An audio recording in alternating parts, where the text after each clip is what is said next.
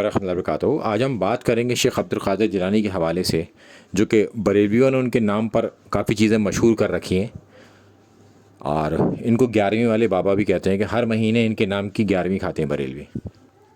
اور ان کی طرف ایسی ایسی باتیں منسوب کر دی ہیں اور اپنے عوام میں ایسے پھیلا دی ہیں کہ یہ واقعی میں حقیقت بات ہو یا سچی بات ہو۔ میں آپ کو میچ کراؤں گا کہ بریلویوں نے اپنے بزرگوں پر کیا کیا چیزیں تھوپی ہیں، اور اس قدر تھوپی ہیں کہ ان کے کھانے کا دھندا چلتا رہے، ہر مہینے 11ویں کھائیں۔ تو 11ویں کے چکر میں کسی شخص کے اوپر ایسی بات تھوپ دینا جو لگے ہی نہ کہ اس کی طرف سے ہو، چونکہ اس کے بزرگوں کا تو یہ عقیدہ ہی نہیں رہا۔ لہٰذا اگر شیخ عبد القادر جیلانی نماز پڑھنے کا طریقہ رفع الدین کے ساتھ لکھیں گے تو وہ بات نہیں مانی جائے گی ان کی، اور ان کی طرف کوئی بات اگر ایسی منسوب کر دی جائے کہ جس سے 11ویں کھائی جا سکے تو وہ بات مان لیں گے اور اپنی عوام کو بھی بتائیں گے۔ یہ کبھی اپنی عوام کو نہیں بتا سکتے وہ رفع الدین کے ساتھ نماز پڑھتے تھے۔ تو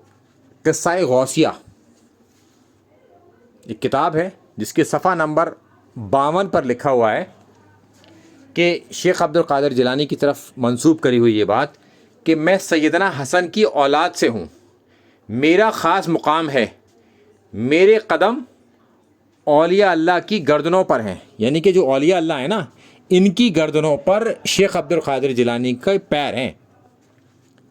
اب یہ بات ان کی طرف منسوب کر دی گئی تو ان کا پیر تو اپنے استاد کے اوپر بھی چلا گیا، یہاں تک کہ امام غزالی کے اوپر بھی چلا گیا،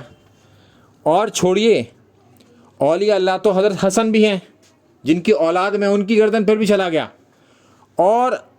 حضرت حسن کے باپ یعنی کہ علی ابن ابی طالب علیہ السلام ان کے اوپر بھی چلا گیا، اور جن کی اولادوں سے وہ اپنے آپ کو منسوب کر رہے ہیں حضرت حسن کی اولادوں سے، تو حضرت حسن کے باپ کا قول بھی سن لیں۔ جب ان سے ان کے بیٹے نے پوچھا کہ اللہ کے رسول صلی اللہ علیہ وسلم کے بعد اصحاب میں سب سے افضل کون ہے، یہاں اہل بیت کی بات نہیں ہو رہی ہے، یاد رکھیے گا، اہل بیت کا مقام الگ ہے اور اصحاب کا مقام الگ ہے۔ حالانکہ اہل بیت بھی صحابی ہیں، مگر ان کے پاس 2 مرتبے ہیں، صحابیت بھی اور اہل بیت بھی ہیں۔ اہل بیت کو جنت کی سرداری کے وعدے ہیں، باقی لوگوں کو جنت کے وعدے ہیں، تو ان میں بہت بڑا فرق ہے آپس میں۔ تو جب اصحاب کے بارے میں حضرت علی سے ان کے بیٹے نے پوچھا تو انہوں نے کہا کہ حضرت ابو بکر کا نام لیا کہ وہ ہیں اصحاب میں افضل۔ پھر انہوں نے کہا کہ ان کے بعد، تو انہوں نے کہا عمر، تو ان کے بیٹے نے یہ سوچا کہ اگر میں نے ان کے بعد پوچھا تو یہ حضرت عثمان کا نام لیں گے۔ پھر انہوں نے ان کے بیٹے نے ان سے ہی پوچھا کہ آپ کا مقام کیا ہے، اس کے بعد تو پھر آپ کا مقام ہوگا، تو انہوں نے کہا نہیں، میں تو عام مسلمانوں کی جماعت میں سے ایک شخص ہوں۔ یہ ہے عاجزی، یہ آپ کو لگتا ہے کہ کسی بڑے آدمی نے بات کری ہے۔ اچھا، یہ حضرت علی کے اندر یہ عاجزی کہاں سے آ رہی ہے؟ تو وہ بھی آپ دیکھ لیں، اللہ کے رسول صلی اللہ علیہ وسلم نے حضرت علی کو پالا اور حضرت علی کی تربیت کی۔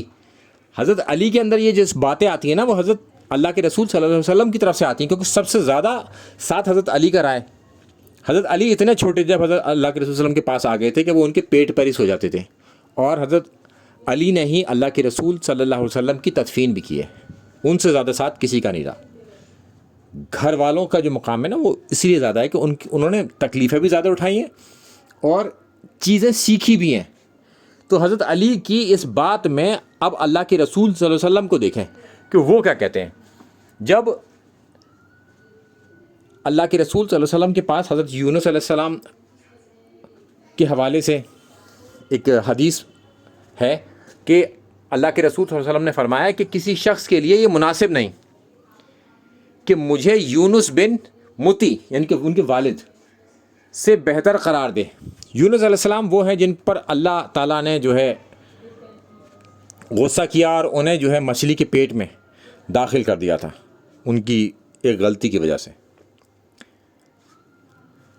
حالانکہ اللہ تعالیٰ نے بعد میں انہیں معاف کر دیا۔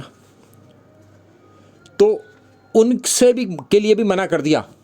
کہ ان کے اوپر بھی کوئی جو ہے نا مجھے کسی بھی قسم کی فضیلت نہ دے، برتری نہ دے کہ میں ان سے بہتر ہوں۔ حالانکہ ہم سب جانتے ہیں اللہ کے رسول صلی اللہ علیہ وسلم امام الانبیاء ہیں، تمام انبیاؤں کے امام ہیں، اس کے باوجود بھی عاجزی دیکھیے یونس علیہ السلام کے بارے میں بھی یہ کہہ دیا کہ ان پر بھی کوئی برتری نہ دے مجھے. تو حضرت علی کے اندر وہ جو بات آئی وہ آئی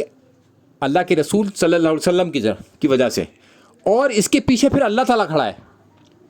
ان ساری باتوں کے پیچھے اللہ تعالیٰ کھڑا ہے. اور اللہ تعالیٰ کیا کہتا ہے قرآن میں چیپٹر 41 آیت نمبر 33 میں,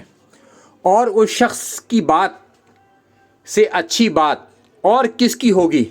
جس نے اللہ کی طرف بلایا